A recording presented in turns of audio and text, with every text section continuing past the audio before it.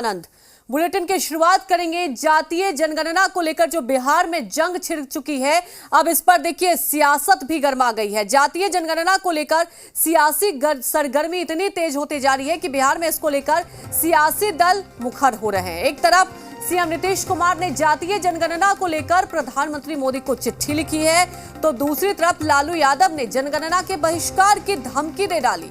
RJD मुखिया के चेतावनी दी कि अगर जातीय जनगणना नहीं होती है तो जनगणना का बहिष्कार कर सकते हैं। लालू यादव ने ट्वीट करके अपनी मंशा जाहिर की। उन्होंने ट्वीट किया कि अगर 2021 जनगणना में जातियों की गणना नहीं होगी तो बिहार के अलावा देश के सभी पिछड़े, अति पिछड़े के साथ दलित और अल्पसंख्यक भी गणना का बहिष्कार कर सकते हैं। जनगणना के जिन आंकड़ों से देश की बहुसंख्यक आबादी का भला नहीं होता है, तो फिर जानवरों की गणना वाले आंकड़ों का क्या हम अचार डालेंगे। आपको बता दें कि मोदी सरकार ने जातीय जनगणना से इनकार कर दिया। इसके बाद ये मुद्दा तूल पकड़ने लगा है। बिहार में जातीय जनगणना को लेकर सियासी तापमान बढ़ गया है।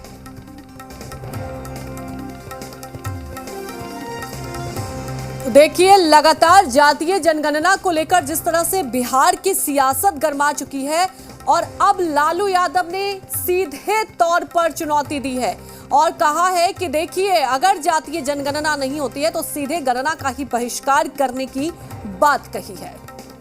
उन्होंने सही कहा है कि केंद्र सरकार अड़ी है कि हम जातीय जनगणना नहीं कराएंगे, और हमारी मांग है आदरणीय लालू प्रसाद यादव जी की और सभी विपक्ष के लोगों की मांग है कि पूरे देश में जातीय जनगणना हो। अगर नहीं होगा, बिहार हमारा है, और तो नहीं तो सही बात उन्होंने कहा है कि सभी जाति के लोग, जो ओबीसी के लोग हैं, वो इसका विरोध करेंगे और बहिष्कार करने का काम। अब तक मुख्यमंत्री जी भारत के प्रधानमंत्री से बात नहीं किए, न डेलीगेशन विपक्षियों के साथ मिले, या मुख्यमंत्री जी को प्रधानमंत्री जी से समय नहीं मिल रहा है। आखिर पक्ष और विपक्ष बिहार का दोनों जातीय जनगणना चाहता है, तो केंद्र को फिर क्या एतराज है। दूसरा, अगर नीतीश कुमार का मन साफ है तो आखिर प्रधानमंत्री से क्यों नहीं मिलना चाहते। जातिगत जनगणना हो और उसे प्रकाशित किया जाए, यह हम लोगों की मांग है। हम लोगों ने अपनी मांग को आदरणीय प्रधानमंत्री जी के भी समक्ष रखा है, और हम लोग को पूर्ण विश्वास है कि आदरणीय प्रधानमंत्री जी इसका संज्ञान लेंगे। देश में जातिगत जनगणना होगा और उसे प्रकाशित किया जाएगा। यह देश हित के लिए बहुत ही जरूरी है।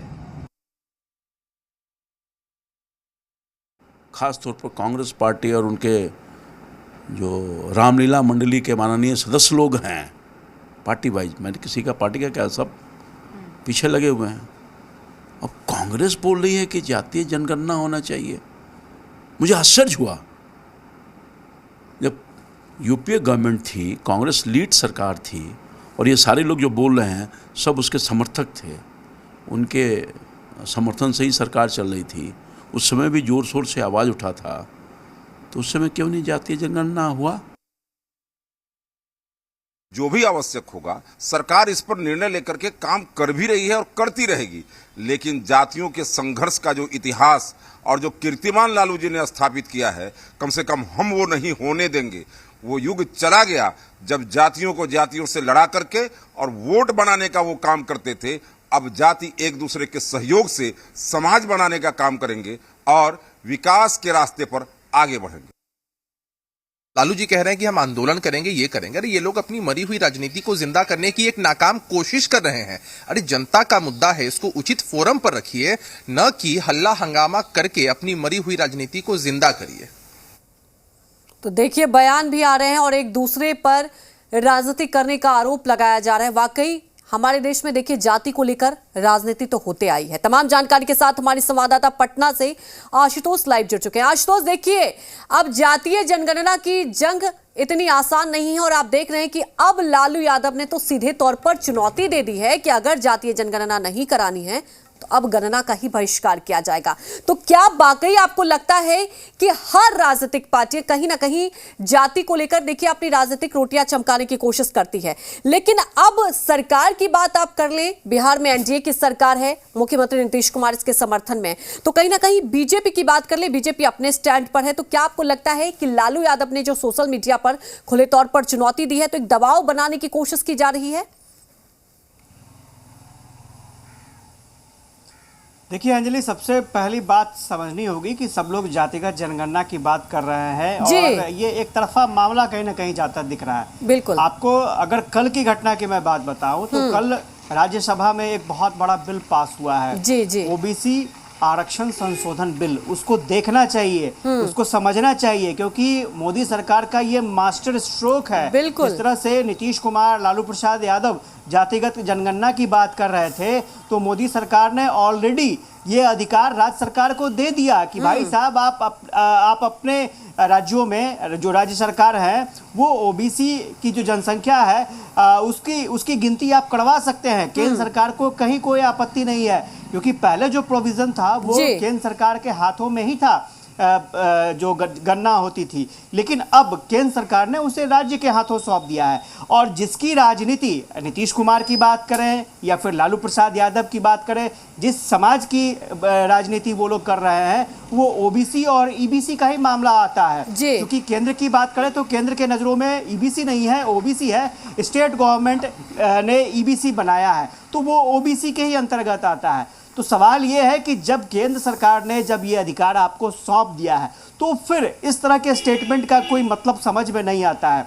स्वाभाविक तौर पर जो बिल पास हुआ है उसमें ये प्रोविज़न है कि सरकार चाहे तो दूसरी जातियों को जिन्हें लगता हो कि नहीं ये पिछड़े समाज में आता है, इन्हें उचित हक नहीं मिल रहा है, वो ओबीसी में उन्हें शामिल कर सकते हैं। और सरकार को ये लगता है कि कोई जाति विशेष जो अब समृद्ध हो गया है और अब उसे आरक्षण की जरूरत नहीं है तो वो उसे बाहर भी कर सकता है। तो ये फुल्ली अब स्टेट गवर्नमेंट पर डिपेंड करेगा।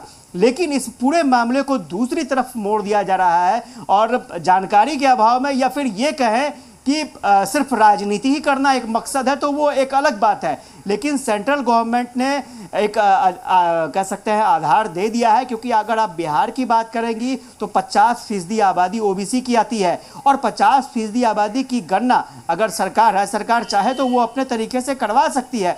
इसमें कह सकते हैं कि सेंट्रल गवर्नमेंट ने जो पॉलिटिक्स चल रही थी, जिस पॉलिटिक्स के आधार पर एक आंदोलन खड़ा करने की तैयारी होती, तो उसको कहीं ना कहीं एक बड़ा झटका लगा है। और ये बात सही है, अगर पब्लिक से आप पूछेंगे तो पब्लिक का कहना है कि सिर्फ आप गणना करवा लीजिए ना, उसे केंद्र सरकार करवाए, राज्य सरकार करवाए, उससे क्या फर्क पड़ता है। जब 50% आबादी की सही गणना हो जाएगी तो फिर दिक्कत क्या है। जिसकी राजनीति, जिसकी पॉलिटिक्स लालू प्रसाद यादव, नीतीश कुमार करते हैं, उस पॉलिटिक्स को ध्यान में रखते ही केंद्र सरकार ने ये प्रोविजन कर दिया है। तो अब राज्य सरकार के हाथों में है कि ओबीसी को लेकर के अगर गणना करवाना पहले कहा कि मास्टर स्ट्रोक तो केंद्र सरकार की तरफ से खेल दिया गया, लेकिन सवाल उठता है, ऐसा नहीं है कि कोई अनजान है, लेकिन देखिए क्या है ना कि हमारे देश में जाति पर राजनीति होते आई है और यही राजनीति हो रही है।